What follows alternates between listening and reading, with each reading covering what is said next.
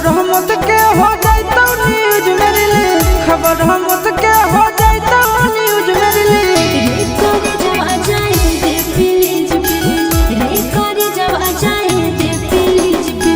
पापा दहे जवा के किन ले लखु सब चीज, पापा दहे जवा के किन ले लखु सब चीज। के कर जवा तो नहीं जो प्लीज प्लीज, रे कर जवा जाए दे प्लीज प्लीज।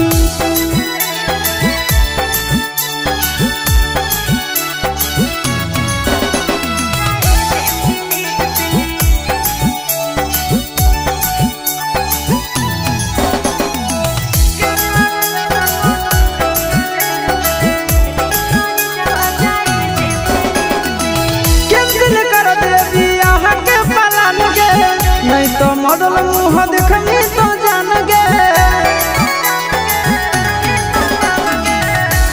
पत्थर दिल धीरज बंधने, चुप रह जानू तुम मत ज्यादा कहने।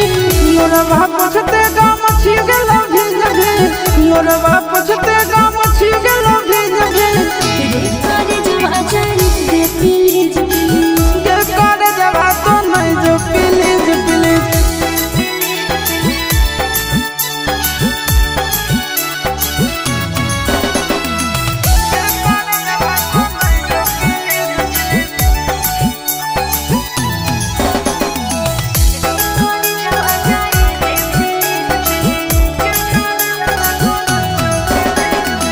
पापा के कहीं ना दुल्हा पसंद है, अभी हमरा तो पढ़े के मन है।